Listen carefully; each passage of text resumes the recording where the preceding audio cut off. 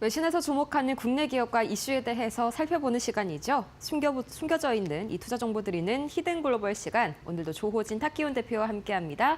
어서 오세요. 예, 안녕하세요. 네, 전쟁이 사실상 승리한 것이나 다름없다. 이 트럼프 대통령의 한마디에 지금 이 시각 코스피 야간 선물이 7% 가까이 급등하고 있습니다.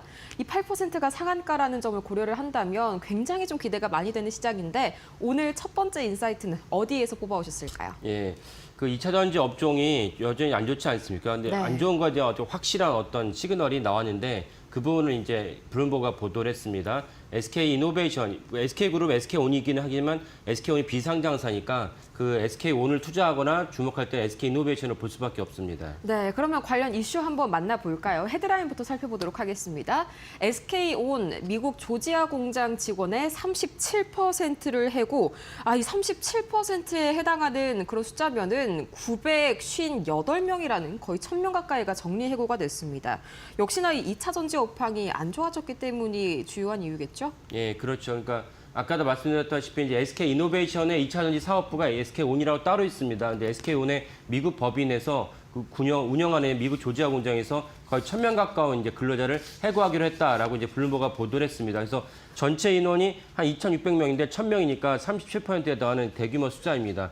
이 정도로 이제 그 근로자 해고되면 사내에는 이제 그 분위기가 흉흉하고 또 다른 사람들도 근로욕이 잘 안 나지 않겠습니까? 그래서 사실 SK이노베이션, SK온 입장에서는 어쩔 수 없는 그런 어떤 큰 결정을 내렸는데 이 결정에 따라서 사실은 우리나라에도 투자자도 영향을 받고 또 우리가 어떤 식으로 투자하면 좋을지라고 생각해보면 좋을 것 같긴 합니다.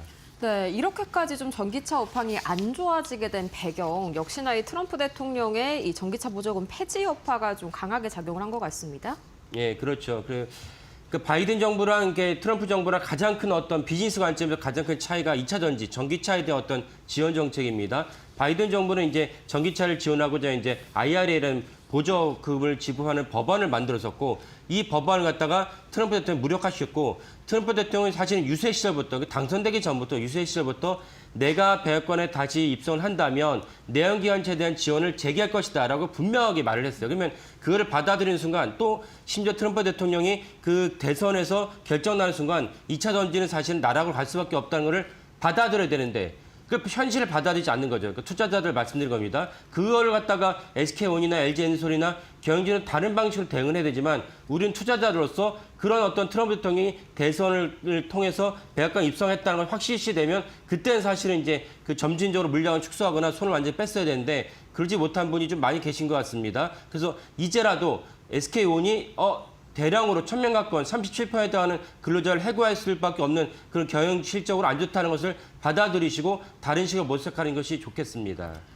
그럼 이 2차 전지 업종의 탈출구는 또 없을까요? 이게 비단 뭐 전기차에만 배터리를 제공하는 게 아니지 않습니까? 예, 그렇습니다. 그래서 전기차가 워낙 시장이 안 좋기 때문에 그나마 새롭게 이제 시장으로 이렇게 생성되는 분야는 이제 ESS입니다. 네. 왜냐하면 AI가 워낙 전기를 먹는 하마이기 때문에 AI에 엄청난 전기를 공급해야 되는데 전기를 공급하기 위해서 인적이 드문 곳, 저 사막 같은 곳에 AI 데이터 센터를 건설한다 할지라도 그러면 그럴수록 송배전에 대한 문제가 있지 않습니까? 그러면 송배전을 까는 것도 비용이 많이 드는데 그래서 대안으로 그 인적이 한적한 곳에 굳이 송배전을 깔지 말고 엄청난 규모의 그 2차 전지를 갖다 깔자. 엄청난 규모 어느 정도냐? 잠실 운동장 정도 수준입니다. 그 정도에다 2차 전지를 깔면은 AI 데이터 센터를 구동하는데 문제가 없다. 그래서 AI 데이터 센터를 구동하기 위한 ESS. 그래서 이제 아까 말씀드린 SK온이라든지 삼성 SDI, LG엔솔 같은 경우는 해당 분야에서 매출을 올리고 있습니다. 이 부분이 그나마 2차 전지 업종에서는 탈출구가 될 수 있다라고 볼 수 있겠습니다.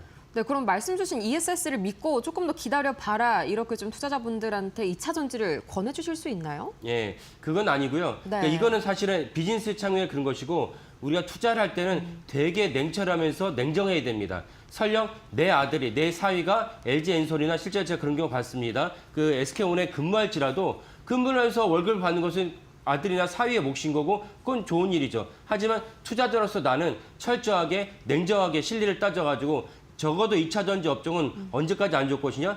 트럼프 대통령이 임기를 마칠 때까지는 안 좋을 것이 분명합니다. 심지어 공화당으로 만약에 그 다음에 정권을 갖다 그대로 계승이 된다면 공화당도 역시 2차 전지에서 안 좋은 어떤 입장을 취할 것이기 때문에 하지만 최소한 트럼프 대통령이 임기하는 그 시점까지는 2차 전지는 안 좋을 것이다라는 것을 받아들이고 그래서 내가 투자를 해야 된다. 그 나의 소중한 자산을 어디다 투자할 것이냐라는 관점에서 속된 말로 그런 말 있지 않습니까? 불필요한 걱정이 연예인 걱정, 재벌 걱정입니다. 재벌들이 알아서 할 일이지 우린 투자자로서 2차 전지가 사실은 트럼프 정부 내내 안 좋다면 반등을 한다면 오늘 만약에 반등을 한다면 거기서 정리를 하시고 내 돈을 갖고 그 다른 방식으로 투자를 해서 수익을 갖다 올린 것이 타당하다. 그리고 사실은 이렇게 손실 나면은 마음도 쓰이고 일상생활도 손에 잡히지 않지 않습니까? 이런 부작용도 겪기 때문에 굳이 2차 전지를 손에 들고 갈 필요 없다라고 말씀을 드립니다.